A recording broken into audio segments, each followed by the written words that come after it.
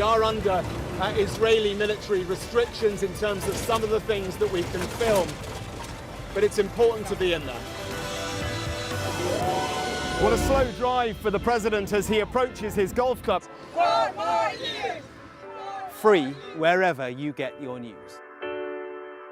I'm Mark Stone and I'm Sky's correspondent based here in Washington, D.C.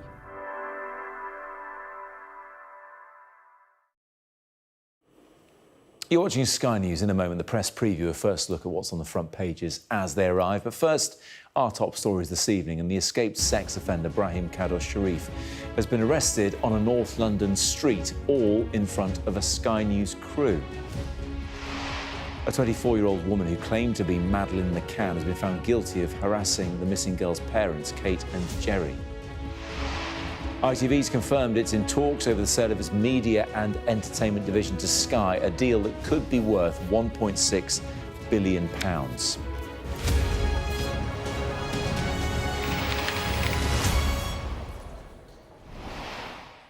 You are watching the press preview. It's a first look at what's on the front pages as they arrive, and it's time to see what's making the headlines with the political commentator Benedict Spence and the Guardian columnist Zoe Williams. They'll be with me from now until just before midnight. So let's see what is on some of those front pages. And the Eye hears that a group of Labour MPs who only entered Parliament last year are now plotting to oust Keir Starmer if plans to break an election promise by raising income tax go ahead. According to The Times, the Chancellor Rachel Reeves intends to roll back many retirement benefits afforded to workers who pay into salary sacrifice pension savings schemes. The Mail suggests that the young woman who was today convicted of harassing but cleared of stalking Madeleine McCann's family had amassed a large social media following who indulged her mistaken belief that she is the missing child. The Mirror quotes Kate and Jerry McCann saying they hope Julia Wandelt gets the help that she needs. Following allegations that a Panorama documentary used clips of Donald Trump that were edited in a misleading fashion, The Telegraph is reporting that White House Press Secretary Caroline Leavitt has described the BBC as 100% fake news. The Sun understands that having recently had their royal titles removed, Andrew Mountbatten-Windsor and Sarah Ferguson are rarely speaking to each other and finding themselves isolated despite living in the same rather large mansion. According to the Financial Times, American tech firms with heavy investments in AI have collectively lost more than $1 trillion in value in the last week alone. The Express launches its Christmas appeal, which this year aims to fundraise for children who need new wheelchairs. While the Star writes that a young socialite who is heir to the Guinness fortune has annoyed her neighbours by painting her house bright pink in tribute to Barbie. And we're joined tonight by Benedict Spence and Zoe Williams. Good to see you both.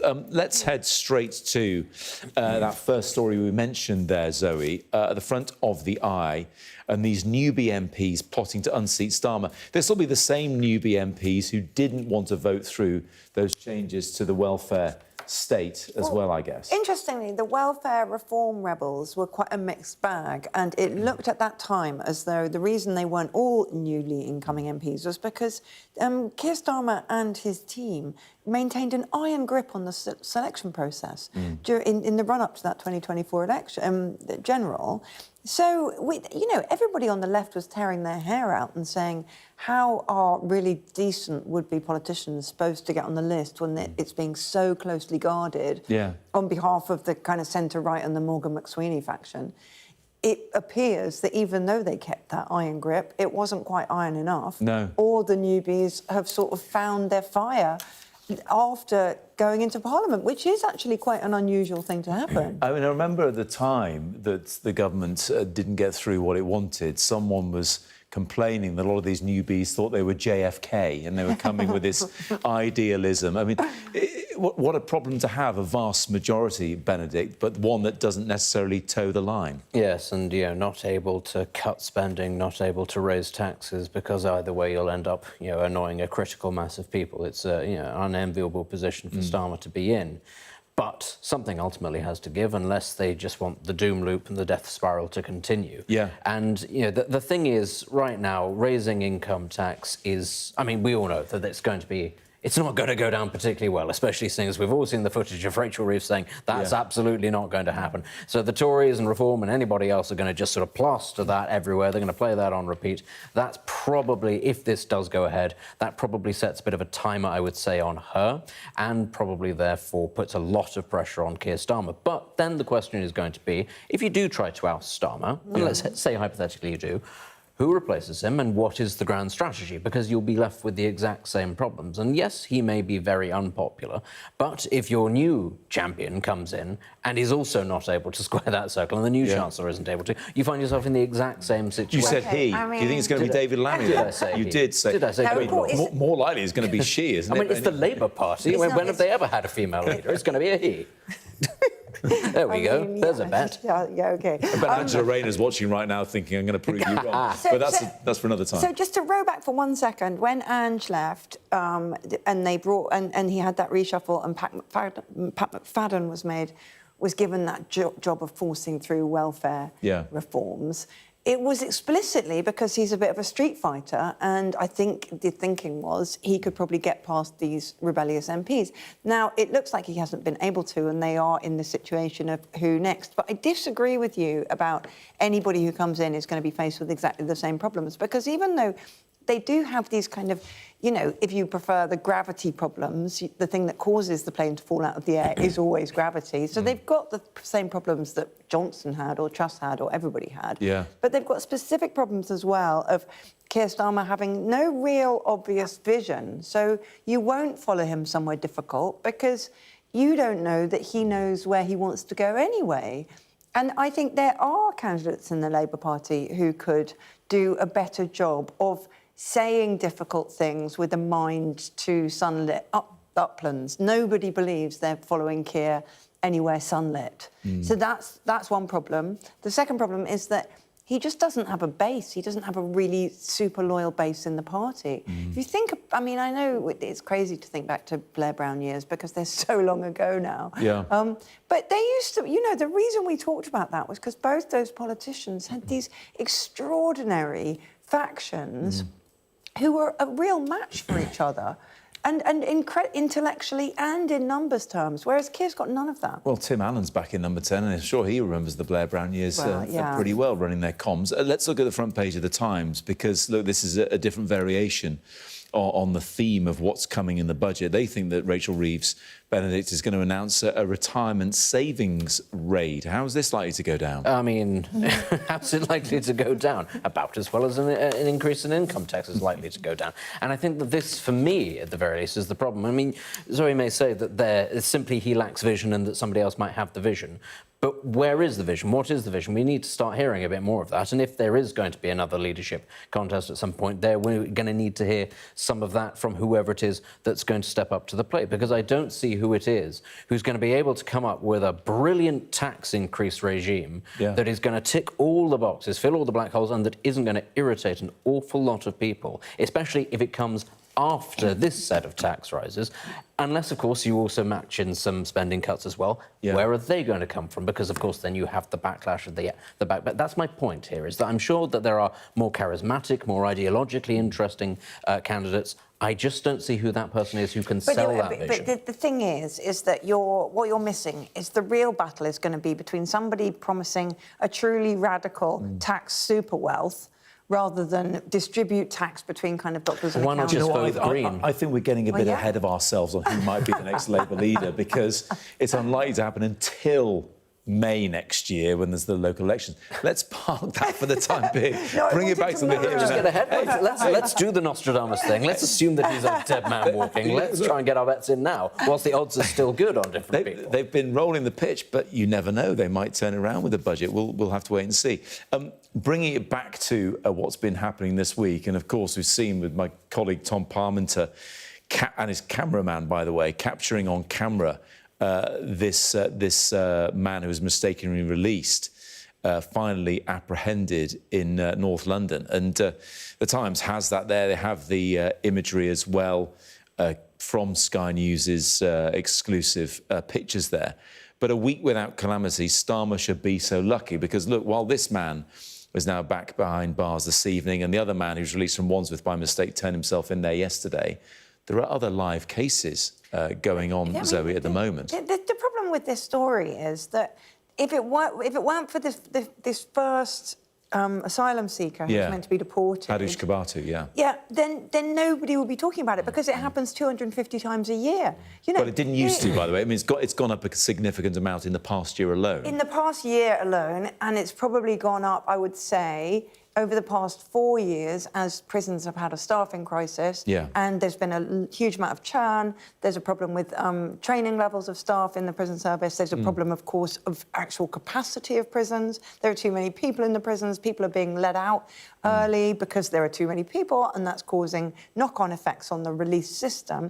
So through-the-gate services are in crisis anyway, but it's got to the point now where anybody who wants to keep this story alive is probably going to find one every fortnight. I mean... I mean, that's one way of looking at it. The fact that we are paying attention to this, I mean, this is still prisoners being released by mistake, and it seems that all political parties agree one is one too many. Oh, yeah, I'm not minimising the seriousness of it, but it was salient to me listening to kind of the centre-right media earlier in the week. Nick Ferrari was saying, Keir Starmer's off, and he was playing the Copacabana music, but Keir's at COP30, you know, it's really, it couldn't be more important. And the Copacabana's in Rio, he's in Belém, which is hundreds of miles away. Just a minor detail. OK, now, maybe that was my mistake and it wasn't the Copacabana music, but he was talking as though his trip to Brazil was completely frivolous.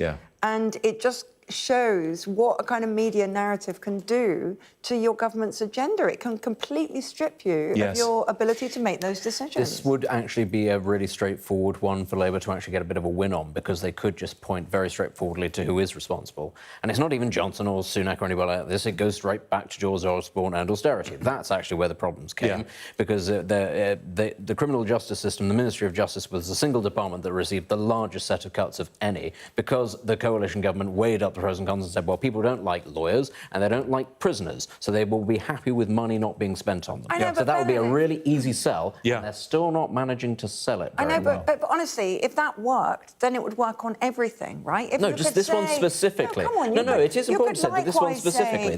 This specifically. You can't say it about the NHS or anything, foreign aid or anything like that. Specifically, the Ministry of Justice, they took a sledgehammer to, which the Tories, of course, being the party of law and order, should have been the ones to have gone, no, actually, that's the one that gets ring-fenced. They are responsible downstream of all of this. They also took an absolute sledgehammer to local authority funding, and that's what's caused a huge amount of social cohesion, social care, every problem that you could name. That's not the story on the front page that we're talking about today. It never works blaming the coalition. Just pick up on your point, Benedict, because people are focused on prisons here, but actually it certainly seems in the case of these two men, it was miscommunication coming from the courts, two Smiths together, and there's a mistake there, and certainly... Apparently, with this latest man, they sent something to Pentonville prison. He was actually in Wandsworth. That happens a lot, actually. That's been happening for a very long time, that prisoners get delivered to the wrong prisons or don't turn up. The fun thing is, though, that the companies in charge of this get paid whether they turn up or not. Very good point. People might be interested to know. So that's your taxpayers' money hard at work. Very good point indeed. We are going to head to a break in a minute. We haven't even discussed your fantastic new moustache, by the way, Benedict. We'll get onto that later in the hour. It's Movember, of course. But coming up, why is Donald Trump not happy with the BBC? Does he think they're traitors or faithfuls? We'll discuss next.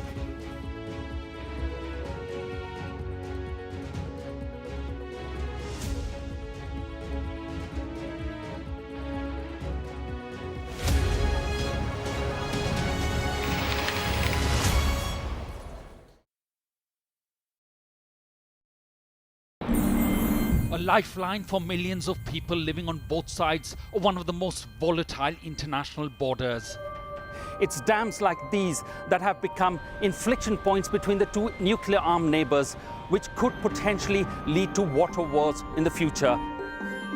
A terror attack has shattered the peace and tranquility of Kashmir. At least 26 people have been killed and as many injured when militants fired upon them. I'm Neville Lazarus, and I'm Sky's reporter based in Delhi. The old and young, all weary after being trapped for days as the worst floods have hit Kerala in a century. 3 days we are on rooftop. They have no food, nothing. The roads have been inundated.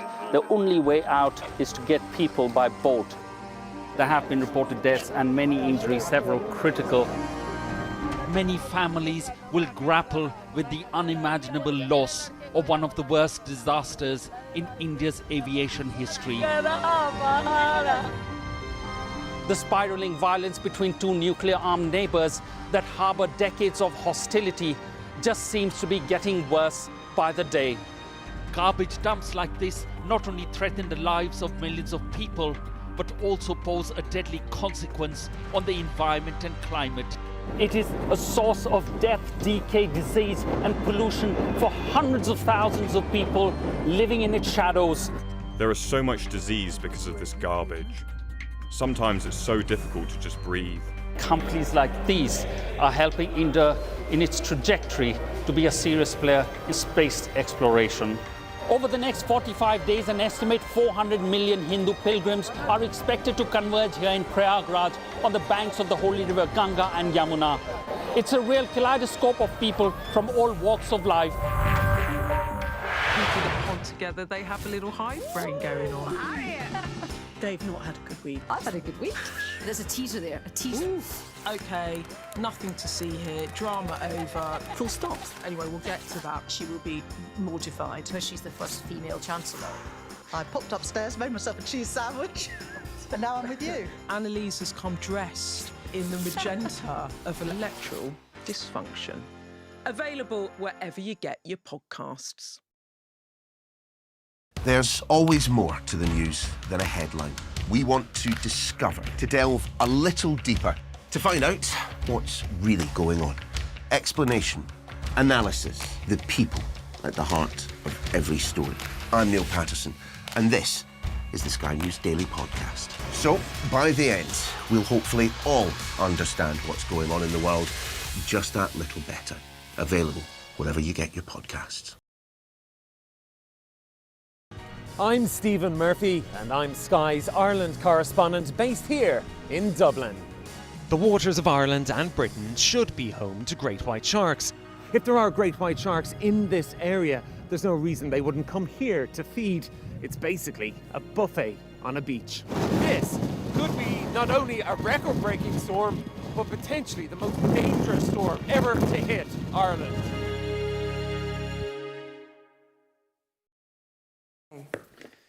Welcome back. This is the press preview here on Sky News. With me in the studio, Benedict, Spence and Zoe Williams. Let's get straight back into the papers. Let's have a quick word on the FT, because tech stocks suffering $1.2 trillion AI sell-off. Little picture of Jensen Huang there, who's the boss of NVIDIA, the world's most valuable company. And, you know, that is an issue. Maybe the bubble's bursting, Benedict, I don't know. But simultaneously, I'd like to talk about that little picture of this man who looks like he could be on the verge of becoming the world's first trillionaire. Who is he? Who could this devilish man be? Possibly. Could we draw a moustache on him to make it a little... This is obviously Elon Musk, everybody's favourite tech titan. Just the household name, portrait of him next to the king on everybody's wall. He is being offered, I think he has in fact accepted, a new salary of, is it $1 trillion? He's becoming the world's first trillionaire. He's got getting some a deal aims first. Yeah.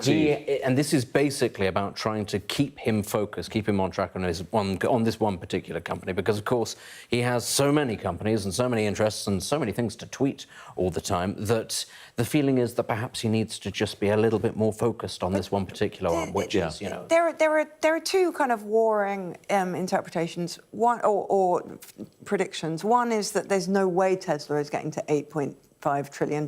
Yeah, which is 6 times its current value. Yeah, and and it's also an insane amount of to value a company like that. So there's that, and by that reading, the offer of $1 trillion is just to make him feel amazing about himself. And it doesn't really matter whether it's delivered to him, and it doesn't really matter whether he delivers. He just remains on board.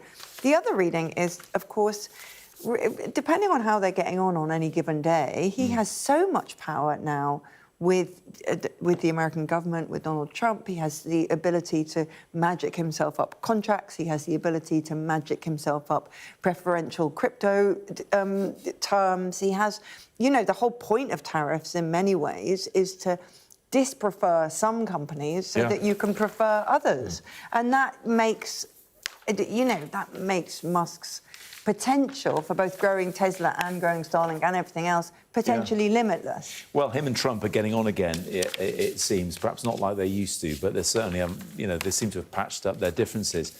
Donald Trump, though, is not happy with the BBC, Zoe. This is on the front page of The Telegraph. Trump goes to war on the BBC, saying they're a leftist propaganda machine over their biased editing of a speech of his. This is on Panorama. So he says the editing was biased and he says the remarks were taken out of context. But there is no taking a remark out of context when you take it from a speech. It's not like they lopped the final line off a theatre review that said "Great night if you hate yourself" for "Great night." You know, it was a very true rendition.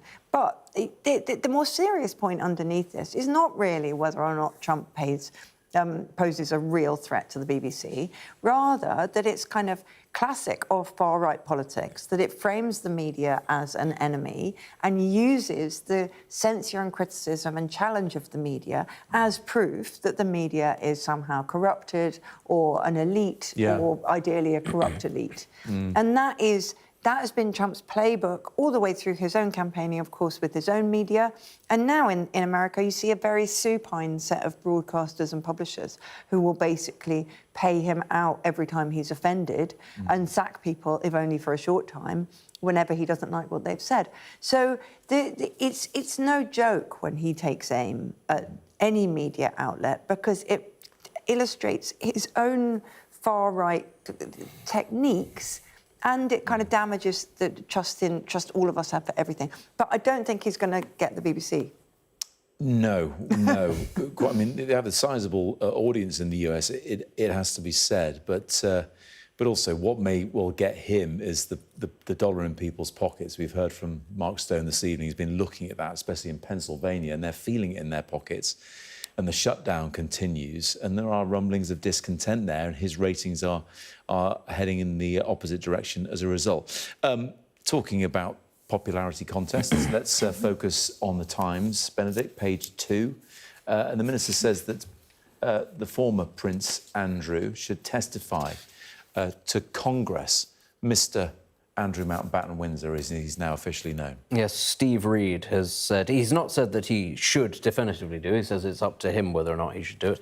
But he did say that anybody who could help with investigations should make themselves available. And, you know, one does... echoing what the Prime Minister said in Brazil when he was asked about it. Exactly. And it's one of those things where, yeah, it's very curious, isn't it, how, you know, having really dragged this whole thing about Prince Andrew, formerly Prince Andrew, of course, for so many years, we've now got a situation where, obviously, he's been cut loose fairly ferociously and fairly abruptly by the royal family as a sort of a face-saving exercise, but also potentially being dangled in front of US politicians as a bit of a sacrificial offering to smooth the way over there. And, yeah, I just think it's rather curious how we've sort of left this and allowed it to go on for so long, and it has been so damaging. And now it's a real kind of, let's push him over the side as quickly as we can. And he's still sharing a house with his ex-wife, Sarah Ferguson. And just very quickly, Zoe, in 30 seconds, tell us what The Sun is talking about when it refers to the doghouse. What is it? I really wish you hadn't asked me to do it quickly, because this is my favourite story of the day. Basically, apparently, allegedly, Andrew just spends all day ranting to no one,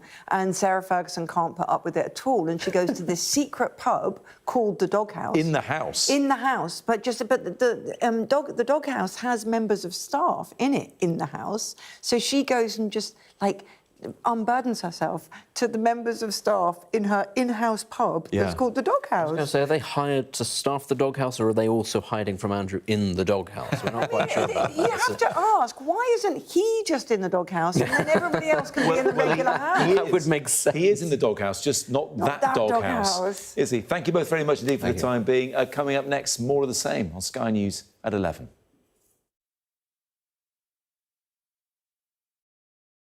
What might happen if Russia attacked the UK? This is clearly an enormous show of force. It is definitely out of the ordinary. We ran a war game with former ministers back in the hot seat. Ben Wallace. Amber Rudd. Jack Straw. It's the kind of war game that's genuinely tested inside government. The Russians are signalling that there may be an attack. Russia knows our weaknesses, but do you? I'm Deborah Haynes. From Sky News and Tortoise, this is The War Game. Listen wherever you get your podcasts. We are under Israeli military restrictions in terms of some of the things that we can film, but it's important to be in there. What a slow drive for the president as he approaches his golf club. 4 more years! Free wherever you get your news. I'm Mark Stone and I'm Sky's correspondent based here in Washington, D.C.